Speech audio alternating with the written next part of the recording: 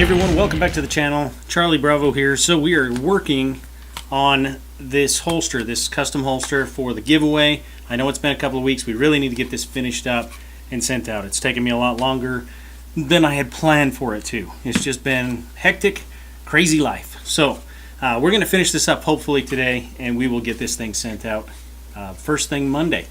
So right now what we're in the process of doing, what we need to do, we need to draw out a pattern, something that we, a design on here, something that we like, that looks pleasing. We have to make sure we cover the trigger guard because that's very important. Other than that, it needs to just hold the firearm, okay? So what we're probably going to do is cut it as close to the trigger guard as we can, maybe even have the trigger guard, kind of sticking out past it a little bit on this edge right here, and then it's going to come down, wrap around. We need to have a place to put a screw, so we need to have enough room there. And then obviously we got to cut it over, and this is going to be for a Glock 19, not my Glock 17, so we're going to make sure that it's about a ½ inch shorter than the Glock 17. Really, other than that, the only thing that I want to make sure is clear is the magazine release. I want to make sure that that's cut out so that it doesn't have anything possible to push against it or anything like that. I also like to be able to eject a magazine while it's in the holster. It's nice for, just checking, see if, how many rounds you got, if you've been firing it, stuff like that. So I do like to be able to do that. So I'm going to make sure that it's going to be able to have that happen. So we're going to get everything cut out, and then we're going to get everything polished up and stuff like that. Then we just got to put some screws in it and get the belt loops put on there. And that will be it. That'll be done. So what I'm going to use today, I'm going to use a razor knife. I do have a pair of medical shears as well, just in case I need to cut some areas.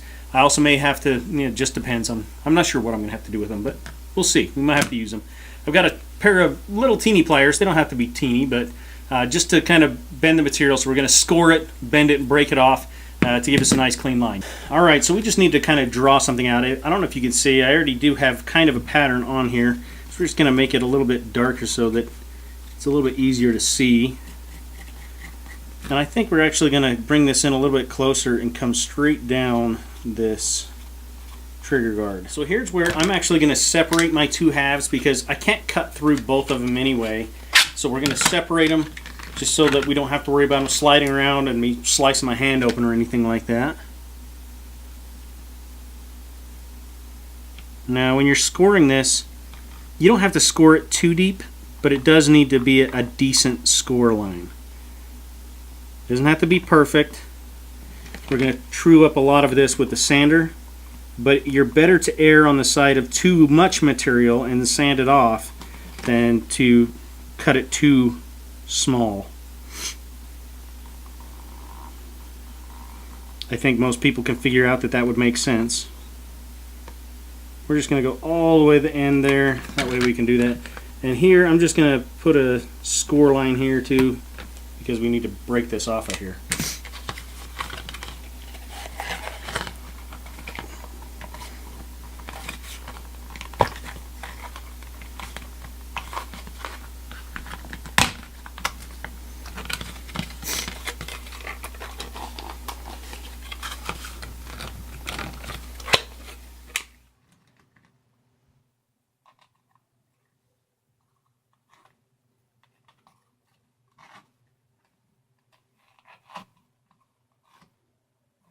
Alright, so we got this far, and really what I did is I cut the top piece, the outer wrap, and then I just drew on it, used it as a template for the inner wrap.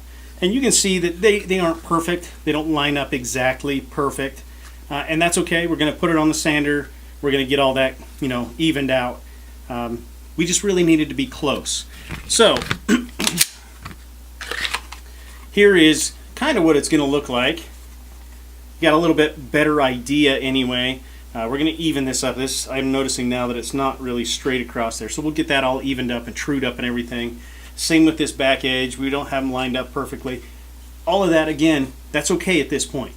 We're going to get it all trued up and evened up, get them all polished and everything like that, all the edges polished, and then we're going to get our screw points attached. So we're going to get it, our tensioning point attached. We're going to get our belt loops attached, and that's really going to be it. So I got to go out to the garage for this, so I'll take the camera out so you guys can check that out. Okay, so here we are. Got the sander. Yes, I know it's kind of dirty. I've been working on some other projects. This belt is about had it, so I'm going to change it out, but I'm using 320 grit sandpaper. I want a nice, smooth, clean edge. My disc that's over here is actually a lot coarser. I think it's about it's like a 180 or something like that. So I may hit it with that to get everything straightened up, and then I'm going to use my 320 grit to get everything smoothed up. And we're going to go from there. Glasses, dust mask, very important. You don't want to be breathing this stuff in. I mean, it's not going to be good for you at all. So obviously, safety first.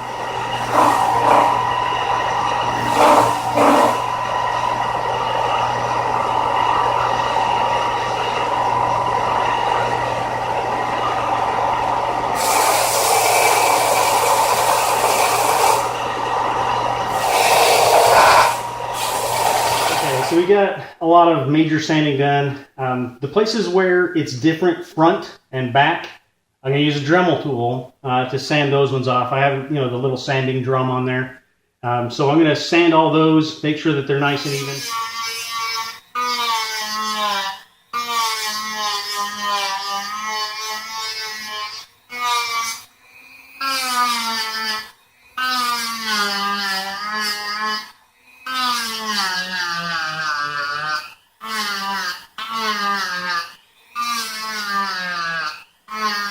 So here's where we're going to start fitting it and making sure everything works out smoothly and where we want it.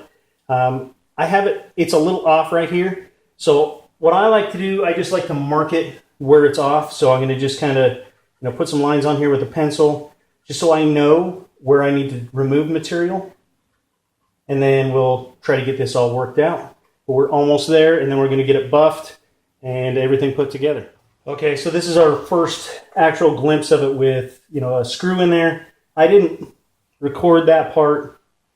I mean, it's a drilling a hole. Just making sure that it's the correct size for this, and I believe it's 7/32 is what I did. It's a pretty tight fit, but that way my slotted T-post fits in there. I'm using a number 8x32 hardware here. Phillips, and I'm going to go with stainless steel on the top here. I think it just adds a little bit to it. We have a little bit of extra here. I'm probably going to do some sort of cutout just on the top layer, just to give it a little splash of color there, so you can see a little bit of orange.